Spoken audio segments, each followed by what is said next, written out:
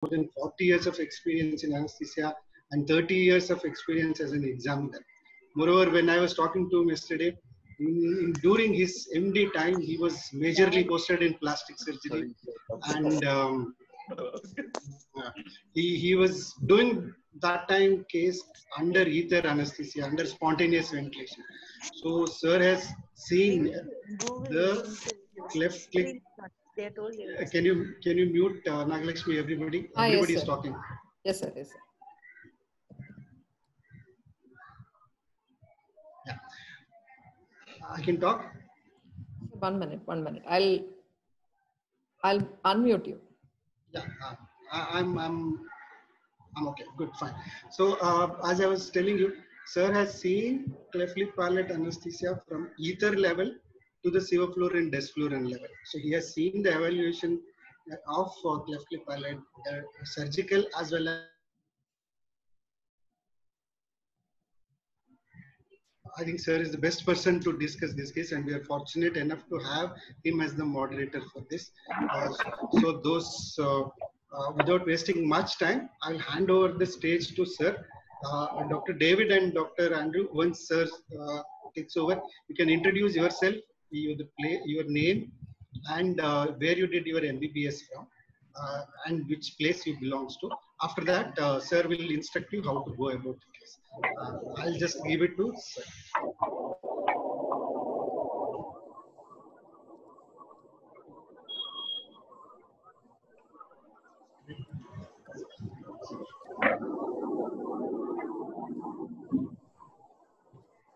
Hello. Hi, sir. Welcome, sir. Hello. Good evening.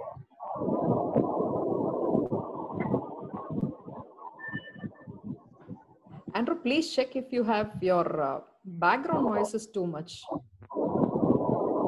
David? Yes, sir. Your background noise is too much. Background noise.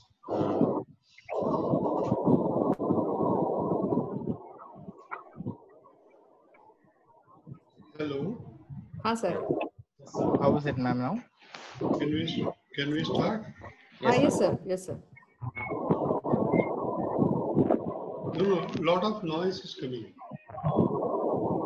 I don't know from where it is coming, but all are muted, sir. It's not ours. Hello. Not ours. It's not ours. Now it is better. Okay, David, can we start? Yes, sir. So now you just see this picture. Yes, okay. Sir. And your diagnosis. You first tell me the diagnosis and whatever findings you have, no? I think we have already been told that the baby is 9-month old and the weight is 9 kg. Okay. Okay. So now diagnosis is known to you, cleft palate and lip. Complete okay, cleft palate. Okay, sir. And lip. Okay, sir. So now when this patient is coming to you, how will you start your evaluation?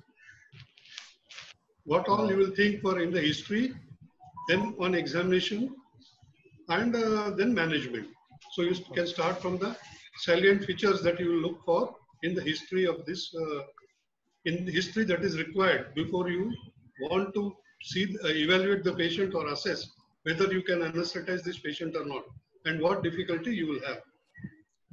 Yes, sir.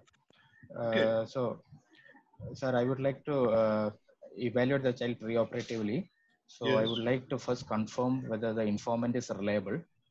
And then I would like to know whether the child was, how was the mode of delivery?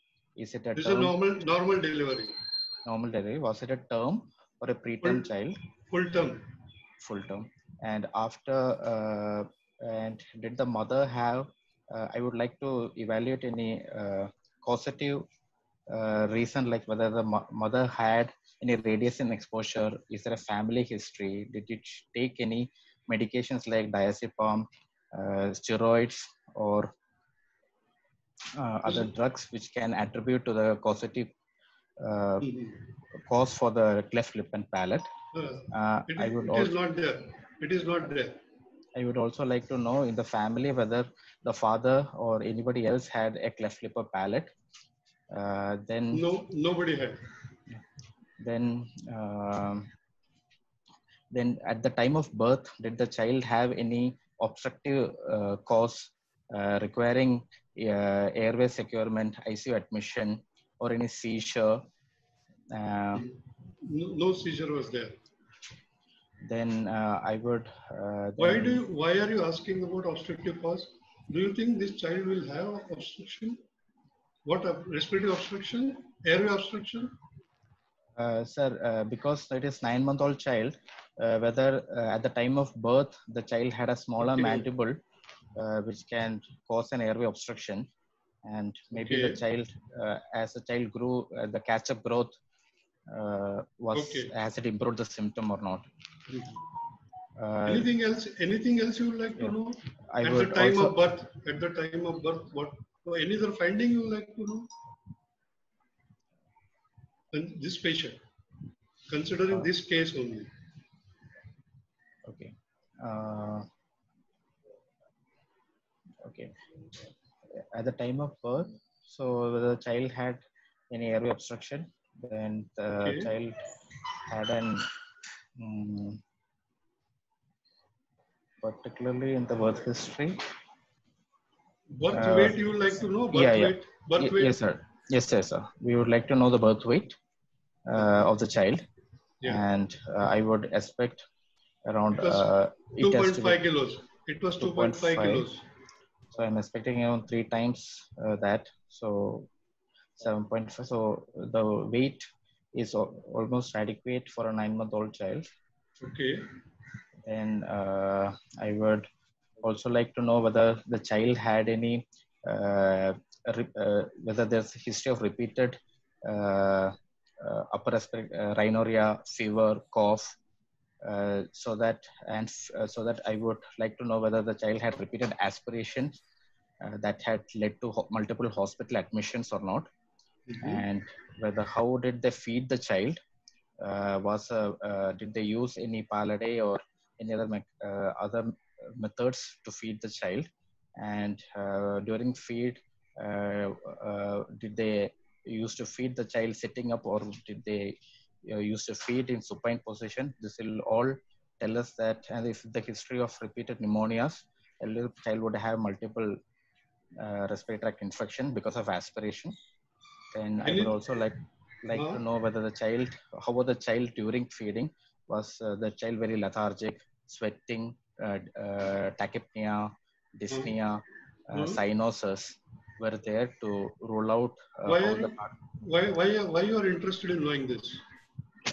To know functionally how the cardiorespiratory function of the child is associated with congenital heart disease. Child will have a decreased cardiorespiratory function. Do you expect in these patients he will have all these problems? Because with one congenital anomaly, do you expect? I would like to know, because it will, I'm expecting this because cleft cliff can be associated with other congenital other congenital defects, which can involve mainly the heart, the brain, the ear, and the kyphoscoliosis, then renal anomalies, and musculoskeletal anomalies. This will all will have a factor in my conduct of anesthesia. So I would like to know. Then how is the child's ear? Is it deformed bilaterally or unilaterally? Is there a multiple ear infection with discharge the child had? Any other? What are you telling? History of discharge from the ear. Ear. Yeah, that is very important. You must never forget, because these babies are likely to have discharge or CSOM. Yes, sir. Why are you worried if the child is having CSOM? Okay, child gives the history. Mother gives that child is having CSOM. What is your botheration as an anesthetist? So if it is involving, that means there is a definitely soft palate is involved, and there is lesser equilibration between the nasopharynx and the middle ear. So that basically tells that it is a reactive mucosa around the soft palate, and there will be velar-pharyngeal insufficiency. No, when I told you, no, it is CSOM. You understand CSOM? Yeah, otitis media, sir. Suppurative. Yeah. So what is it? So if there is an Infection, active no? infection, Present. yes, sir. Active infection means then I would like to treat the infection Yes. and control it, and would like to defer the surgery from 4 to 6 weeks and reassess the child. Okay.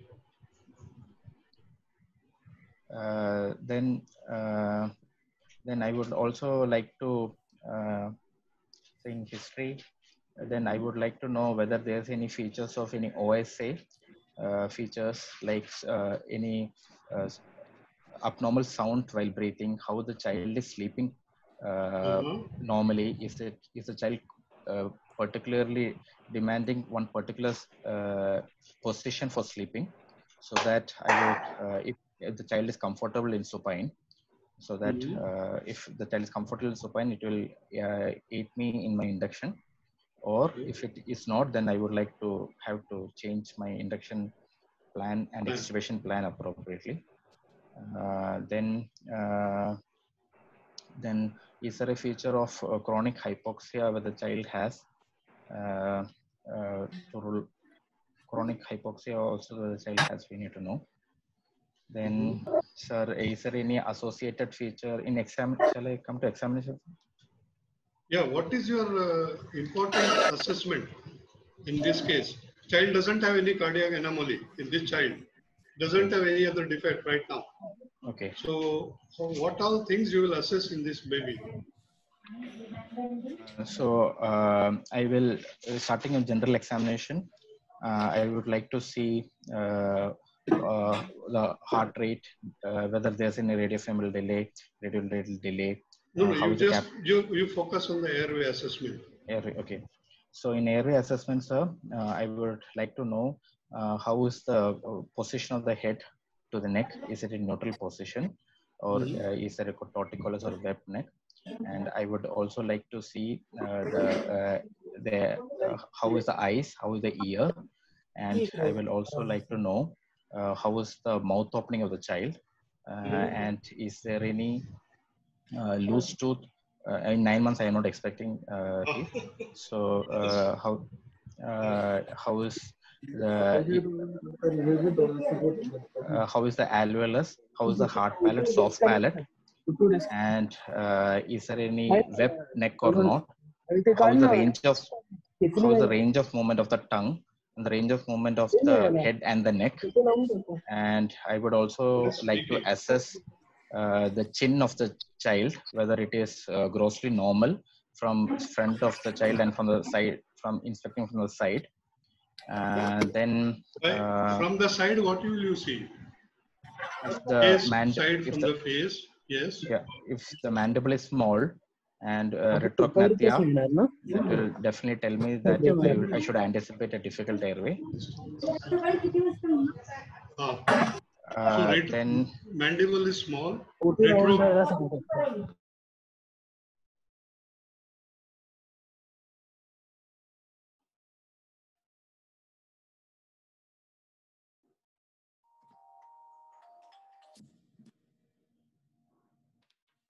Size of the tongue, you like to find out size of the tongue? Size of the tongue and the movement of the tongue. And how big is the defect? If the defect of the palate is big, then there is chance of my laryngoscopy blade to get stuck. So then I would like to know whether the child, how is the size of the head to the trunk, so that whether I will be able to maintain a neutral position. It is normal and you will be able to maintain it. Yeah. So now, after your assessment, what do you think? Your airway is difficult or not difficult? There is definitely concerns of airway, but only a cleft lip. This patient. It is not a difficult. He is having a cleft palate also, not only lip. Complete palate defect and lip, both. Yeah. So it is not a difficult airway, but I am concerned about the cleft lip, because my laryngoscope can get stuck in the defect. David, just 1 minute. Can you ask that Dr. Nissan to go on mute, please? Dr. Nishant, you're bothering others here.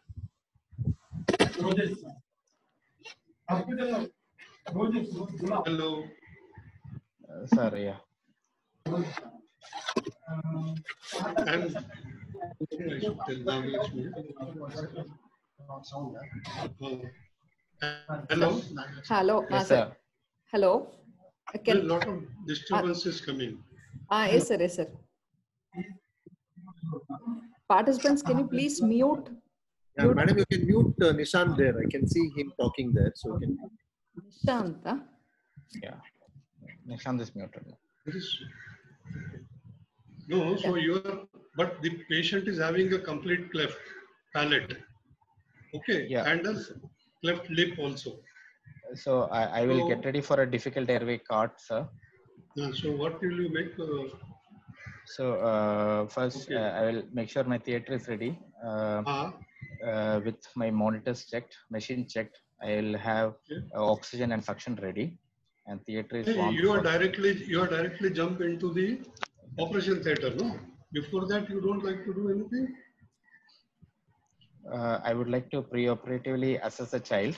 You assess the child, BP pulse, everything is normal. Yeah, There is no airway problem, like no rhinorrhea or CSOM. Patient is febrile. So what will you do? Yeah, I will pre-operatively assess the child in the ward. Yes. And I will counsel the parents, and I will give them a fasting order of 6 hours for soft diet, 4 hours for breast milk, and 2 hours of clear fluid. And I would suggest surgeons to post it as the first case of the list because it's a 9-month-old child. Then I will look for IV access for the child. And on the day of, I will make sure. No, suppose the surgeon does not agree to you. I am not put first case. I will put it as a second case, which will come at around say 11 o'clock. What will you do? You will cancel the case? So if it is they are planning at 11 a.m., then I will advise the mother. You will advise the feed accordingly. Yeah, I'll ask them to feed till 9 a.m. So accordingly, you will have to do that. Advice. Then anything else? That is on the day of the surgery. Yes, sir. Then anything else you would like to do? Yeah, I would. You like to give? I would you like assessed. Yeah, I would like to make sure reassess the child and make sure that there is no any active infection which is going on. Then I would 9-month-old child.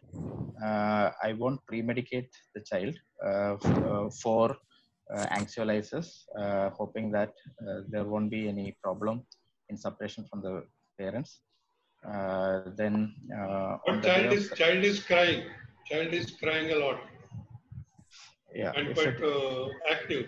So what will you do? Okay, the child is not very comfortable. Then I would like to pre-medicate the child with 0.5 mg per kg of midazolam orally about half an hour before the plan of surgery, so that the child is comfortable with induction.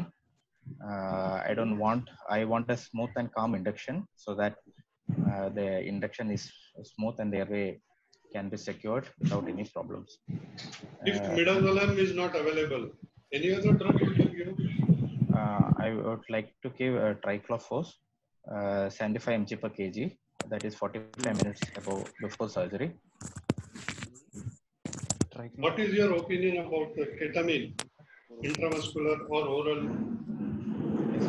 So, ketamine is a good option. It can be given intramuscularly, 4 mg per kg, and that is one option, sir. Or I can secure a line by putting an amyla cream on the dorsal surface of the hand 1 hour before. Any disadvantage with ketamine?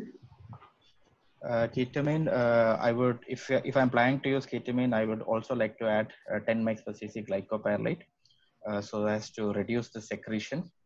And ketamine per se doesn't depresses our laryngeal reflex.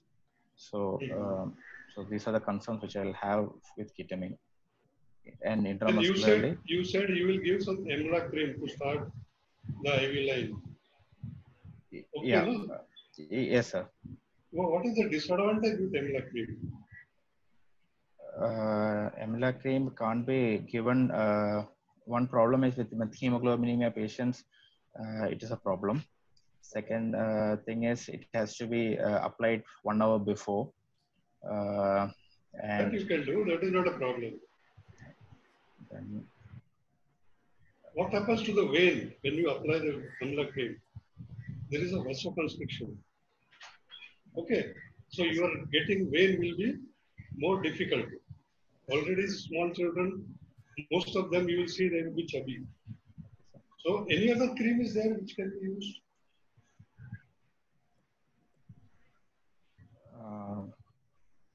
Amitocaine. Amitocaine cream is there, which when you apply, the veins don't get constricted. Okay. yes, sir.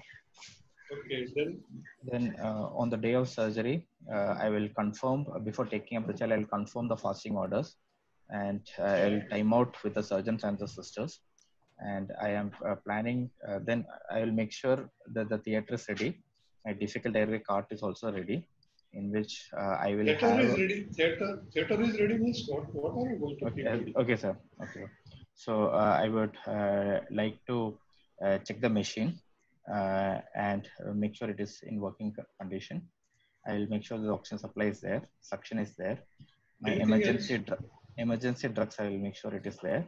I will make atropine 100 mics per cc of atropine. I will have a scoline 1 mg per cc, and I will have ephedrine as 2 mg per cc. And then anything else more important? What about the temperature of the operation theater? I will make sure the temperature is around 26. It's not 22. It should not be 22. 26. Okay, 24, 25 minimum. You should not go below that. Yes, sir. Okay. Yes, sir. Then after that, what is your plan? What is your plan of anesthesia?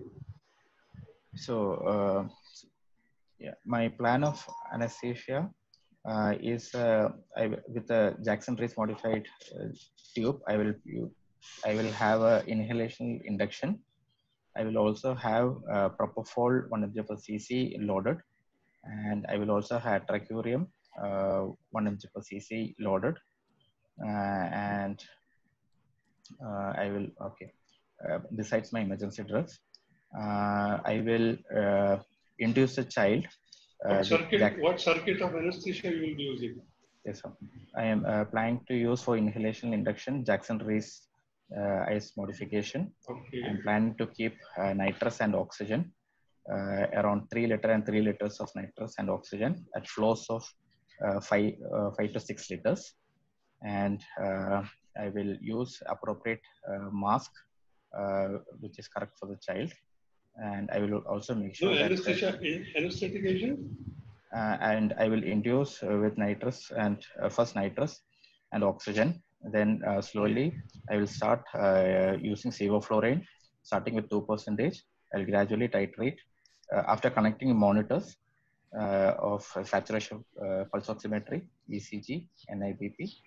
I will slowly start using the inhalation agent to sevoflurane from 2%. I will gradually go up to 8%.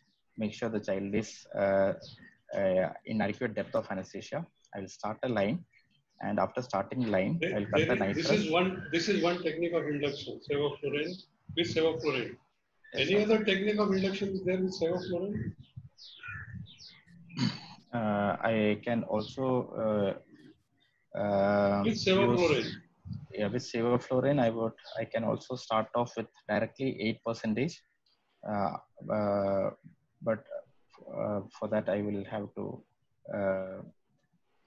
pressurize the circuit so that the induction is faster. But in children, it can cause sudden cardiovascular problem, hypertension, bradycardia. Is it so much seen with sevoflurane? It is not. It is not. Okay. So there are two techniques. Okay, then what will you do? You Idle induce the volume. child. You Pardon, induce sir? the child. You Okay. induce the child. After that, After induction of the child, I'll make sure the IV line is patent and IV line which has no air bubble, air free IV line I will connect, and then secure the IV line. I will see whether I am able to ventilate the child. Then I will keep the child in spontaneous ventilation, and then I will use a Miller size 1. And I'm planning to use for 9-month-old child. So I'm trying to use a 4 size, and I will also make sure 1 size less and above is there. how did you select the size of the tube? So for a 9-month-old child, sir, we can. Your friend can answer. Andrew, are you there? Yes, ma'am. Yes, ma'am. So we can calculate using the Pennington formula Calculate the size. of the tube. How? So we can use the Pennington formula for children below the age of 6 years. We can use the formula HSV plus 3.5 for uncle. Any other qualitative method is there? We can compare the bevel of the movement of the tube with the finger of the child. Or the nail of the little finger? Yes, sir. Okay. And then which endotracheal tube you are going to use? You are not told me. I would like to use a preformed oval facing. I think Dr. Nagalakshmi, you can mute the other person. Sir, everybody is muted except 4 of us, sir. Oh. No, Andrew is there, no? Andrew is Because there. Andrew, I think you mute off for some time. Because I think from his only lot of disturbance His is coming. voice is echoing, sir. Ah. Yeah, his is echoing. The other things are all very clear. Okay, it's all right. Okay, David, go on. so, I'm trying to use a ring Adair Elvin tube, south facing, 4 size tube, and as my first plan. And after securing the airway and making sure that it's not endobronchial and bilateral air entry is there and EtCO2 is confirmed, then I will paralyze the patient, and I will secure the ET tube, and I will flex the head and auscultate to make sure that it is not endobronchial. And because cleft palate, they will use a head extension. I will also extend the head and make sure. So if the head extension is there, you are thinking that the tube will go inside. It will become endobronchial. No, the head extension. With the head extension, extubation can happen, and with head flexion, it can go endobronchially. Okay. So in both the way, I will make sure my tip of the tube is in the mid trachea. And then I just want to know, why have you selected ray tube? So the advantage of ray tube is that it is away from the field of vision. Then it can be fixed at the center of the lip, because the lip is being planned to operate it. They would like to have no deformity periorally for their suturing. Then because it is a preformed tube, it is a king resistant. Then these are the advantages. One advantage is it allows surgeon of free access. Yes, sir. No, away from the field of vision. But what is the disadvantages of ray tube? It is a preformed tube. Yeah. So the length of the tube we can't cut or shorten. So it need not correlate with the anatomy of the particular patient. Then it is kinked, so suctioning will be a problem. Yeah. What happened because of the preformed tube? What happens to the resistance? It won't be, there will be a turbulence because there is a kink, and that can, there will be a turbulent flow. So that itself can increase the resistance. Any other disadvantages there? Huh? Something you can think of? See, the distance between the bend and the tip is fixed. Yes, sir. Isn't it? Yes, sir. So for all the children, the distance may not be the same. Yes, sir. So it will be the same age and your selection. Yes, sir. So what is going to happen? In some patients, it will be less. Yes, sir. And some patients, some babies, it will go inside. Yes, So sir. endobronchial intubation or extubation during extension is quite possible. Yes, sir. So that is a disadvantage with ray tube. Yes, sir. Okay. So do you know any other preformed tubes? We have Oxford tube, which I know of. Yeah. Then Coley's tube. Yeah. Then Any other? Any other endotracheal tube that can be used in children? flexometallic tube. That is anode tube or flexometallic or reinforced tube. Reinforced. Anything else? Yeah. Come on, somebody can give one tube which you routinely use. You have forgotten that. In children, what do you use?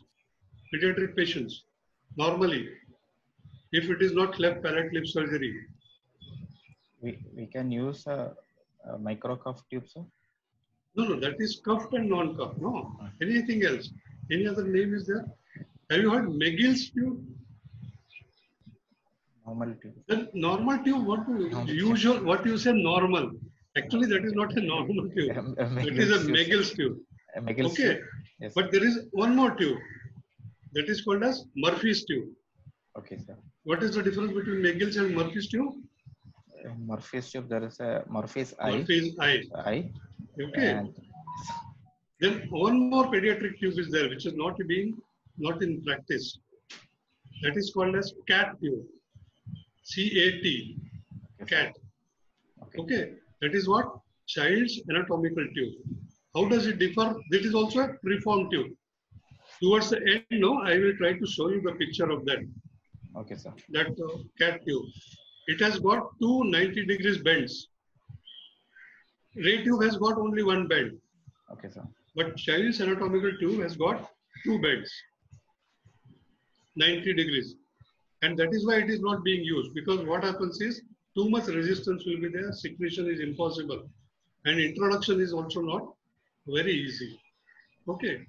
Then, now you have selected the endotracheal tube, you have put it. How do you know it is the correct size? Can you verify it? So I will do a leak test. So at 20 degrees and 20 centimeter of water, if there is no leak, if there is leak, I am comfortable proceeding with the surgery. Some minimal leak. Minimal leak. How do you identify the leak?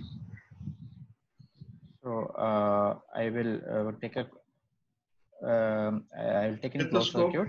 Stethoscope you can put, or closed circuit you can put. Yes, sir. Okay. And if the leak is there in 10 centimeter itself, then I would like to use a bigger tube. Yes. And then you are not told me how are you going to fix the tube in the center. How?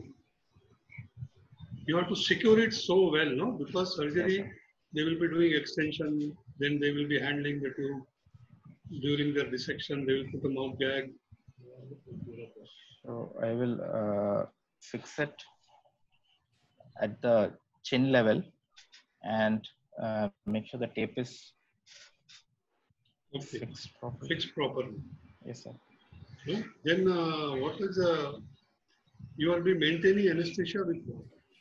I'm planning of maintaining the anesthesia with sevoflurane and oxygen and air. With a mounted gas monitor, I'll make sure the MAC is around 0.8.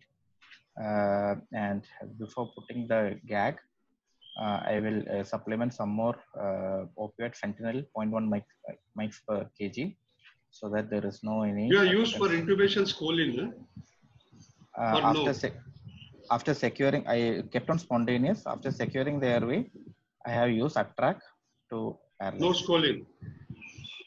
I have spontaneously kept the patient spontaneous. Why are you not using scoline? Any problem is there with scoline?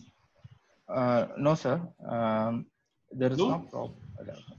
Nowadays, they are not advising, no, scoline should not be used. There is as far as possible. Bradycardia, then? Bradycardia can happen. Then? Asystole, bradycardia. Then? Any other problem can be there? See, this baby is having a congenital anomaly, no? So they can have some muscle problems also? Yeah, yes, sir. So if there is a malignant hypothermia, don't jump on to malignant hyperthermia. That comes last. More commonly, what you get is hyperkalemia can be there. Yeah, hyperkalemia. Because we don't know. This may be a part of some myopathy also may be having.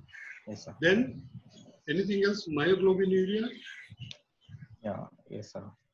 No? Yeah, kidneys can be affected. So myoglobinuria will cause renal failure. So that is why generally we try to avoid. Yes, sir. If you are not sure.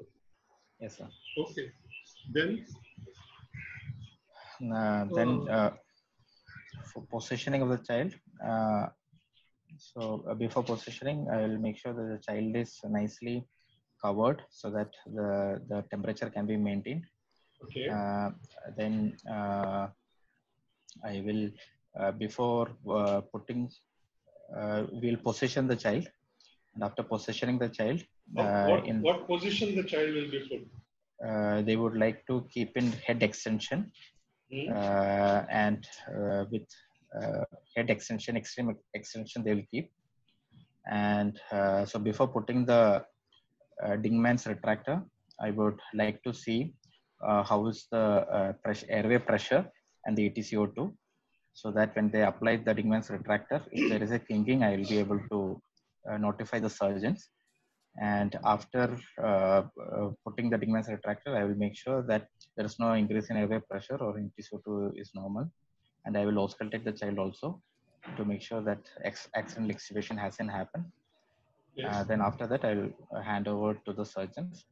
And I would like to give 15 mg per kg of paracetamol for analgesia.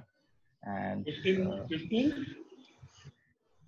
Then I would also plan for throat packing if required or not. If they like throat packing, I would document the throat packing. Then surgery will start. Anything you have to monitor during the surgery, just at the starting time of the surgery, you would have given anesthesia, no? Yes, sir. So what do they inject? Yeah, they will inject adrenaline.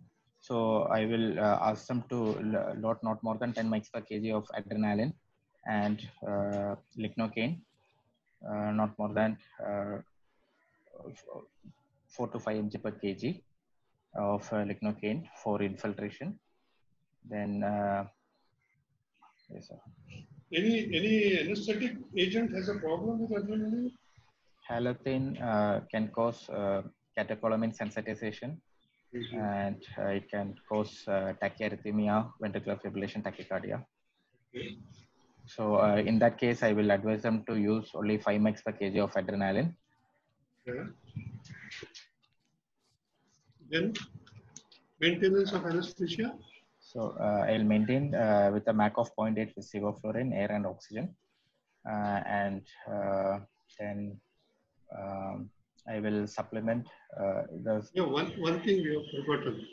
When you are intubating, no, if your laryngoscope blade is going into the cleft, yeah, what will you do? So I will. What are the techniques you can use? So I will have a brief soft gauze, which adequately thickness so that it can cover the cleft. so that my laryngoscope's phalanges and blade doesn't get stuck. Okay. I can also use an airway, Goodell's airway. Goodell's airway? While you are intubating, how will you put a Goodell's airway? No, sir. Smaller Goodell's airway in upside down position. In the mouth? So that in the mouth? Your laryngoscope is also going inside, no? Yeah, somebody is telling retromolar intubation. I think that is not a very good choice. Then you can give a lateral approach. Yes, sir. Lateral approach. Lateral approach is okay. From right lateral, I will approach the scope. Yeah. And then or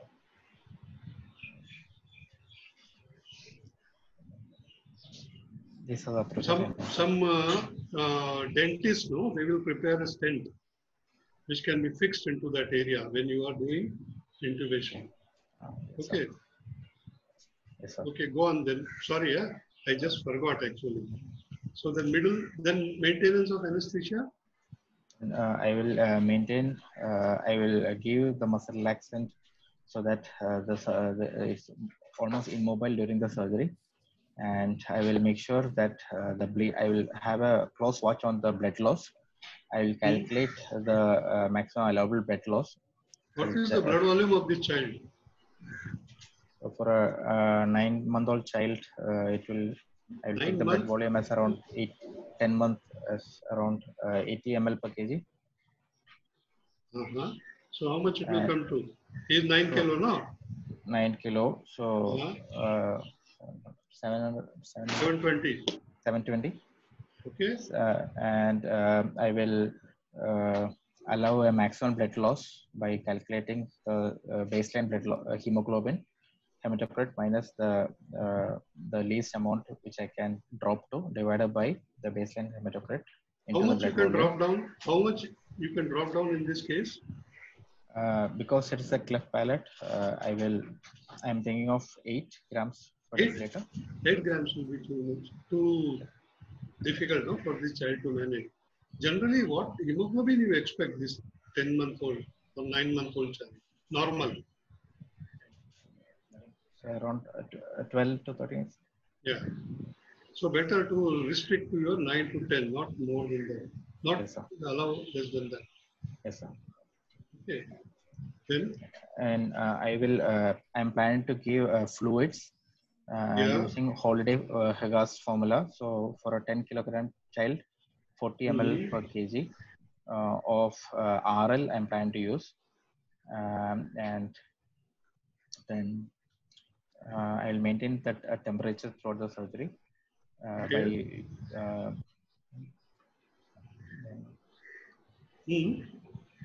And if there is... so surgery is over now. Surgeon is finished. So what is your plan? So Do you expect air will be more problematic after the surgery? Yes, sir. So I am expecting problems after surgery. So I will, it's a shared airway. So I will, because it's a cleft palate is also involved. And I will ask the surgeons to keep a small endotracheal tube nostrily so that the sutures are not being damaged by the surgeons itself. Okay. And then once the surgery is over, I will take the throat pack out with a Yonker suction. I will ask the surgeons to give a nice suction in the larynx and perilaryngeal region so that my extubation... Before you plan your extubation, what all things you will see? I will make sure that the temperature, the child is warm, and hemodynamically patient is all right. And I will reverse the child with neostigmine and atropine. Then after you like that, to mention the dose? Neostigmine and atropine? Yeah, so 50 mics per kg of neostigmine. 50 mics per kg of neostigmine and 20 mics per kg of atropine. Then everybody is agreeing. Everybody is agreeing to this dose. Anybody has any problem? Please tell. With this dose? No. Everybody is agreeing to you, I think. Okay, then what will you do? Before that, before giving reversal, what will you do? In this case particularly, you will see that there is no secretions, no blood. Yes, sir. No, because later on you will not be able to put a laryngoscope. Yes, sir. No, otherwise it is going to disrupt the sutures. Yes, sir. Okay, so then. So hemostasis is achieved. Suction Yes. is nicely done. Throat pack is out. And I will put the child in neutral position, and I will cut off all the anesthetic agents, give the reversal, and make sure the child is fully awake by looking at the patient's respiratory rate is adequate and regular, and whether the child is opening eyes spontaneously, or there is, and whether the child is able to lift the lower limbs and upper limbs against gravity spontaneously. And once all these things are sure, I will give a suction and I will extubate the patient. So what problems you can expect after extubation? So the few problems which we are anticipating here is laryngospasm, yes, bronchospasm, because of the retractor airway edema, and then apnea, breath holding, all these things I am expecting. Okay. Then I will make sure that before extubation, actually, that the child's elbow is also restrained so that he doesn't destroy the surgical part. And how will you restrain? How will you restrain? I will, using a small cotton splint, I will restrain the elbow. Okay. Both the hands. Both the hands. Okay. Then, so what are the problems you said post-operatively? One is laryngospasm, bronchospasm, laryngeal edema, or airway edema, then post-intubation croup, apnea, breath holding. Okay. Yeah. What about any problem can occur because of your sevoflurane anesthetic agent in the post-operative period? There can be a post-op agitation. What is it called as? Agitation they call it, or some name is there? Emergence delirium. So what will you do to reduce, to prevent it?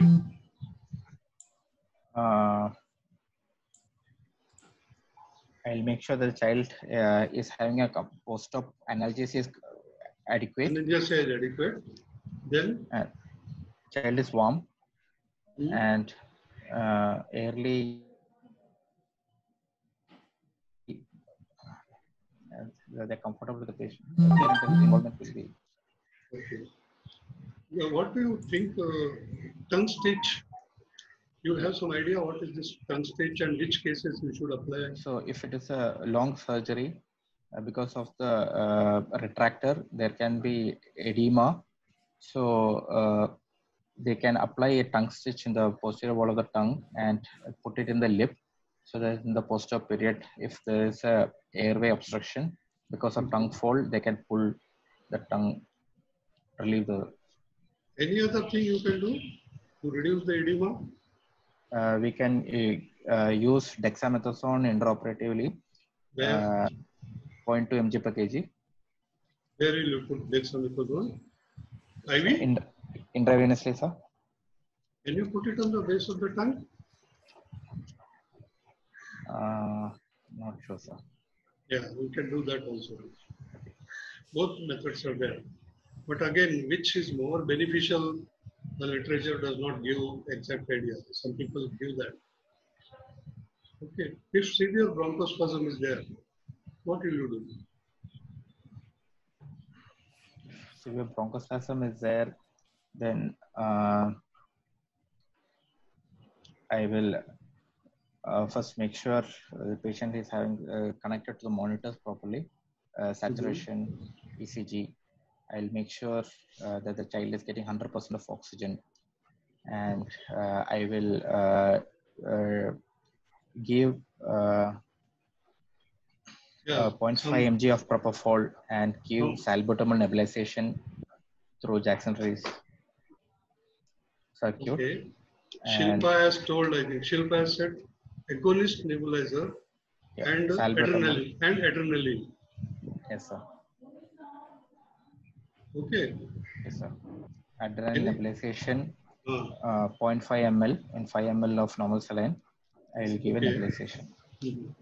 What have you forgotten in this case?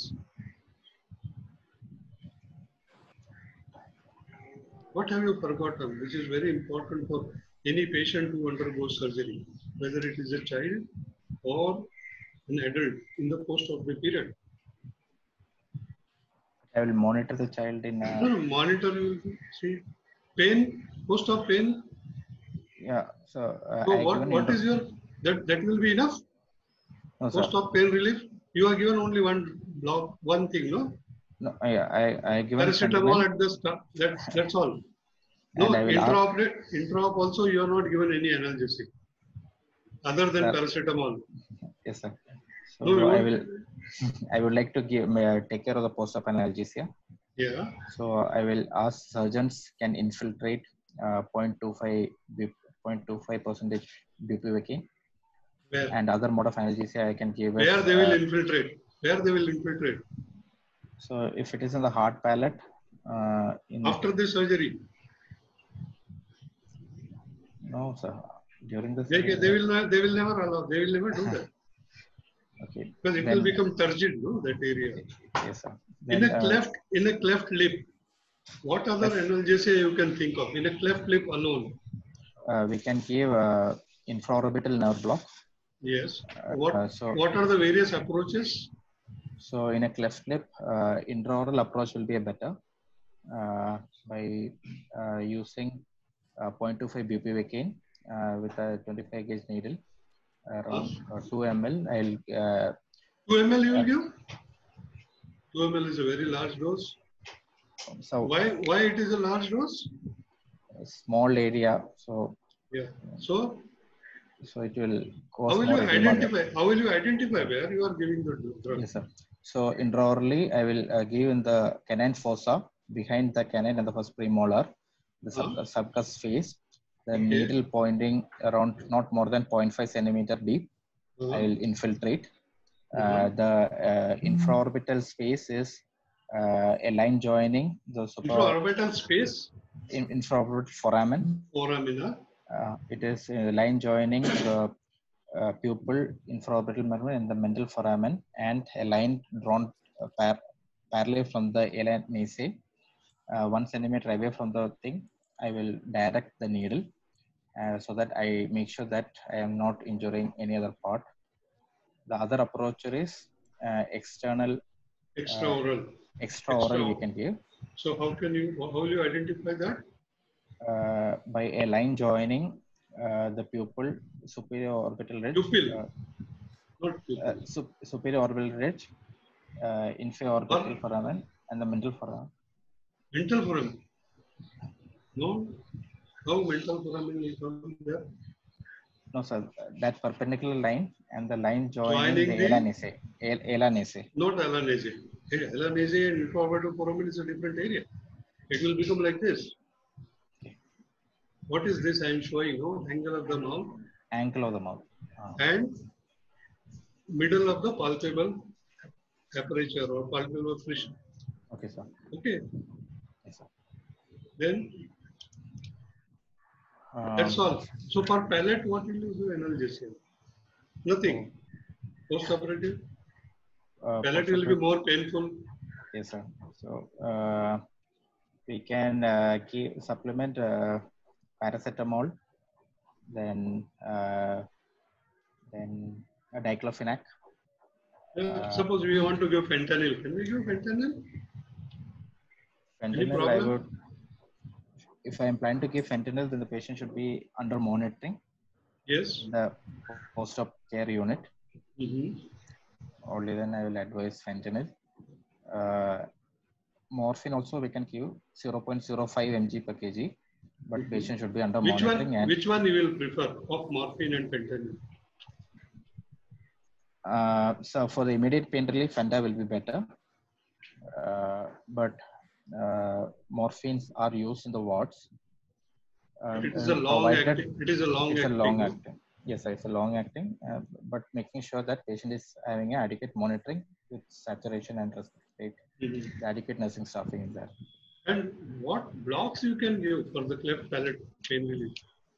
So we can have a sphenopalatine block, greater palatine block, inferior palatine nerve block. Generally, we give it. It is not very easy to give, we'll especially after the surgery. No surgeon will have to give. So generally, everybody avoids. No. Yes, sir. So, anything else is remaining? Post-operative. Post-operative, these people are likely to have apnea. Yes, sir. They can and have apnea. they can be lethargic. Yes, sir. Why? What are the various causes? So the first thing I would like to rule out is hypoglycemia. Hypoglycemia. Because we are not given anything. Then the temperature. Hypothermia. Yeah. Then if there is an excessive opioid use, it can cause lethargy. Then so you must prevent all this. Yes, sir. Okay. I will just tell you few things which are, I don't know whether people now follow it or not. Do you know what is Kilner's rule of 10? Anybody knows what is Kilner's rule of 10 for cleft lip and cleft palate? You want to see in the book? No, sir, I don't know, sir. Yeah, somebody is telling. Yeah, I think who is telling this? Lot of answers are coming in, sir.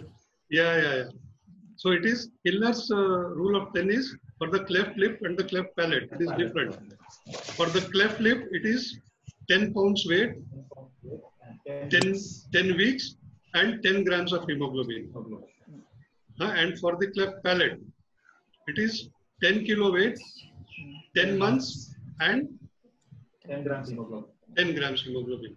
This generally they used to follow it because lot of places, no, you won't have hemoglobin and all that. And then initially when they started doing palate lip surgeries, the problems used to be more. So they used to have these standard things. But now you have seen the cleft lip can be operated within 1 month also. Some people have operated within say 10 days or 15 days also. Even cleft palate they operate early. Anything else is remaining? So what do you want to take home after this discussion? Some important salient features which you will have to remember for all palate lip patients. Preoperatively assess the child. Preoperatively, you have to rule out any other congenital anomalies. Yes, sir. No, because how many syndromes are there? You know how many syndromes are associated with cleft palate lip? Around 200. So around 200. Yes, sir. Not 400. I think 170 or something like that. Huh? So can you Yes, tell me what is catch-22?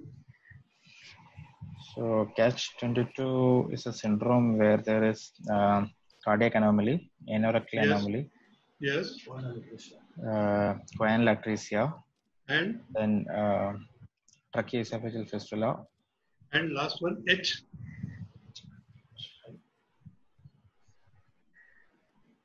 No, not thymus.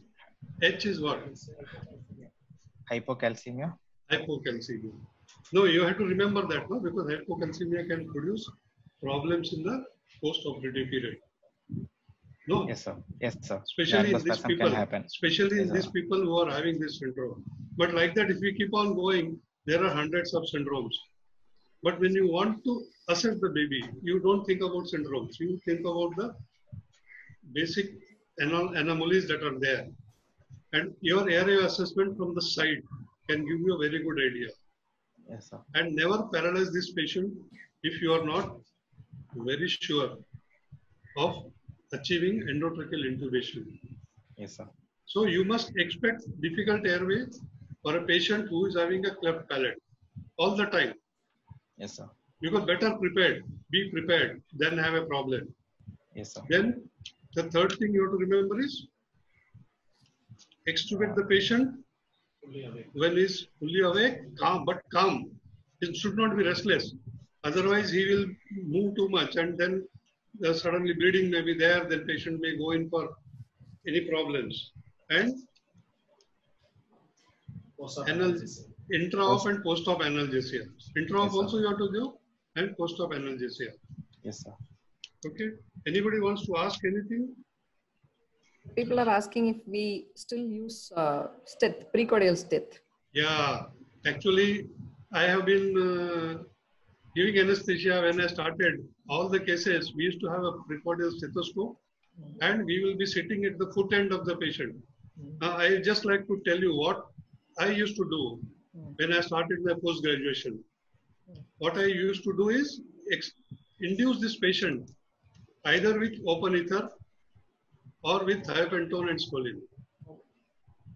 See, open ether, actually, nowadays people don't realize that ether is one of the safest anesthetic agents. Yeah. Very safe. Why it is very safe? Somebody can tell why it is very safe. Cardio stable. Anything else? See, this Goodell stages of anesthesia, no, have come on after ether only, no? Yes, sir. So why you can follow it and patient does not get induced very quickly. Yes, sir. Okay, for inducing a patient with ether anesthesia, it takes around 10 to 12%. Okay. Okay, and for maintenance, it takes around 6% of ether. If we are not given any other sedatives or narcotics and all that. So what happens in ether, no, patient does not go under very quickly. It will be very gradual. And if you are monitoring the depth of anesthesia, you can make out. So we used to do like that. And then after the patient has come out of relaxant if we are given, or after intubation, we used to keep the patient on nitrous oxide, oxygen, and ether on spontaneous ventilation. And that too, you will not believe what type of Boyle's machine we used to use. Boyle's F. I don't know whether some of you might not have seen what is Boyle's F machine. It was one of the very, very primitive Boyle's machine. And I would have given more than 100 cases anesthesia with that without any problem. But precordial stethoscope used to be must that time.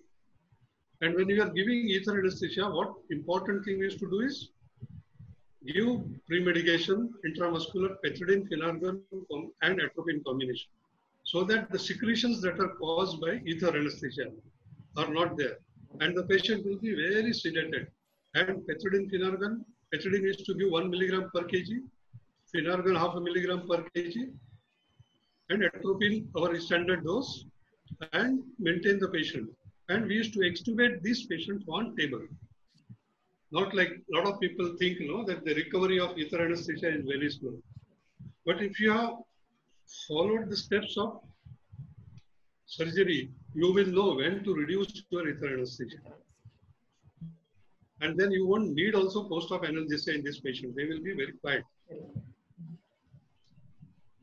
What will be the choice of fluid in these patients, sir? If you ask this person, no? First let him answer. Then David, you answer first. Sir, balanced salt solution with plasma light will be the ideal, I think. We can practically use isotonic solution, normal saline. Okay. Can we use dextrose normal saline? Dextrose normal saline? No, half strength normal saline? No. Along with dextrose? Hypotonic solution is not preferred in the Hypertonic. perioperative period. Hypotonic solution like half NS and dextrose are not preferred perioperatively. They will cause unnecessary hyperglycemia and lower intravascular volume. Isolate like, P. Isolate P, have you heard? Yes, sir. Those are hypertonic solution with low sodium. So we would prefer using isotonic or a balanced salt solution. So I will just show you some pictures. One of the picture I told you, no, about the cat tube. I think if you go into the website, you will get that. Madam, can you make my picture big? Sir, you can do it, sir. You can go to the speaker view. Where is that? Right top corner. Full screen, huh? No. Speaker view. Speaker view. No, you're only coming as gallery view. Probably it is already there in the speaker view, sir. No.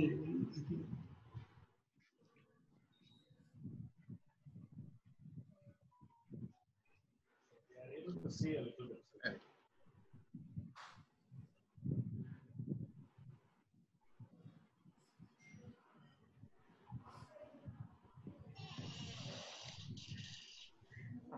Can you all see this tube? Yes, sir.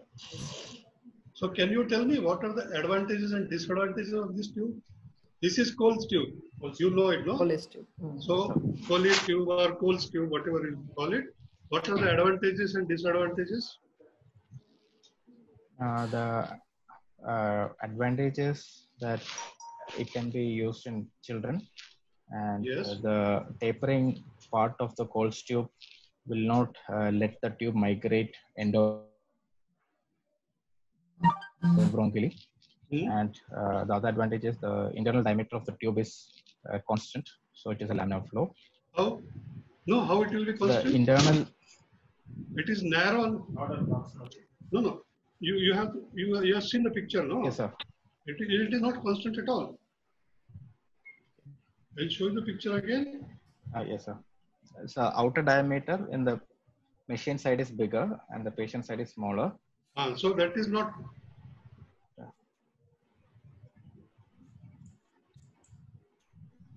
It is not.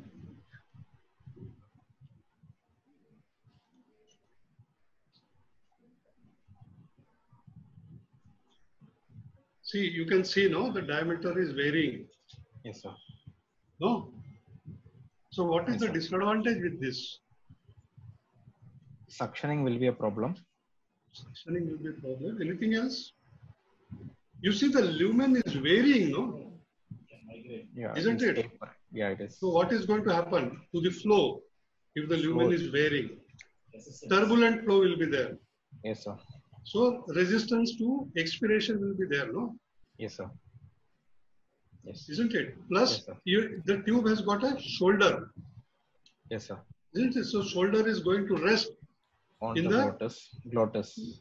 No, it may rest on the cricoid because cricoid is the narrowest portion, no? Okay. Narrowest portion.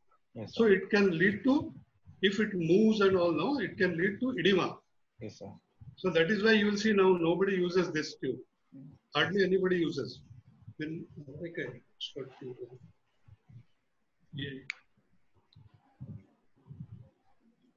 You have seen this tube? Oxford tube. Oxford.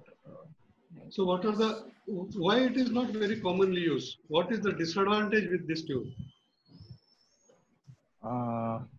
It is made of. It is also preform. It is also preform. Preformed rubber tube. It's a preformed rubber tube. The connector is a problem. That we need to have a special metal connector for this. Not a special. Actually, that used to be the basic connectors. That is called as Megill's connectors. They are not special because all this before the universal connectors came. No, that was the connector that was used. You can see the bevel. How is the bevel of the Oxford tube? Can you see where it is facing? Posterior wall of facing posteriorly. Down facing. Yes, posteriorly. So what is the disadvantage? If you flex the neck, it will oppose the posterior wall. It will get obstructed, no, by the posterior wall. Then you see this, the angular portion. Right angle. Right angle, no? Right so angle. where that will be there when the tube is in the position? It will be When the tongue. tube is in the It will be in the tongue. Tongue. Within the oropharynx. within the oropharynx. No. Yes, sir. So that is a problem, no? Yes, And sir. insertion is not very easy. Yes, sir. Then one more tube is the cat tube.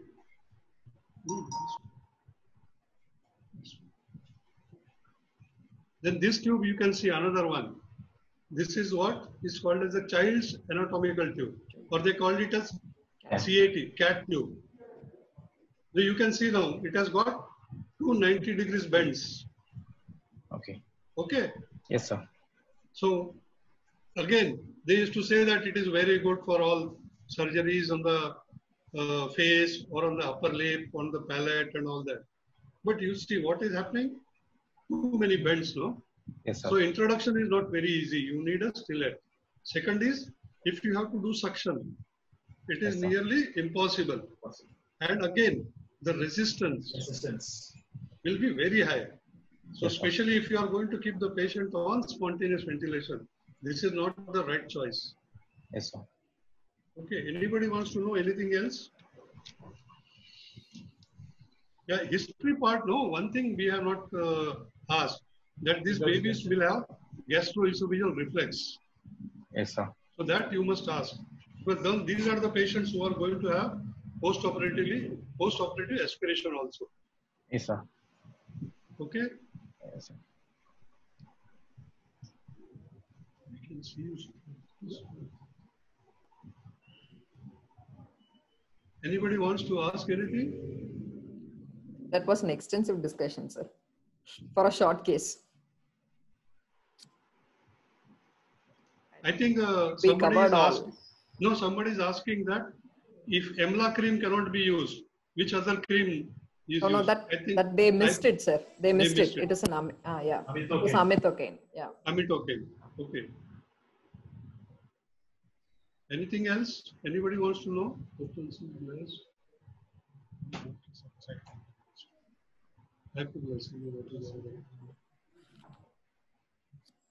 Nagalakshmi, any question? Anybody wants to have that? That's all, sir. Actually, I have asked most of the questions which were asked, Yeah. which they wanted to know. Few Yes, pictures. yes. Yeah. Nitrous oxide definitely can be used. There is no disadvantage. Nitrous oxide they wanted. Another thing I told tongue stitch, but there is one more thing which can be done is called as a nasal trumpet, which will prevent the respiratory obstruction, especially when the extensive surgery is done and the palate is repaired. To avoid the obstruction, they used to use nasal trumpet. But I saw a lot of literature in that they have said that it does not benefit much to the patients. But the problem is we don't know in all these cases, which they were selected, whether patients were expected to have respiratory obstruction and then they have used it. Anything else? So sublingual dexamethasone, how much do you use, sir? Standard dose only. Yes, sir. I have not used. I have used only nebulized adrenaline. Okay, sir. Anything else? Nagalakshmi? That's all, sir. Actually, for a short case, I think this was an extensive discussion. Yeah, nasal trumpet, no. Actually, I have not seen exactly nasal trumpet, but what we used to do, the IV cannula will be there, no? They will be cut.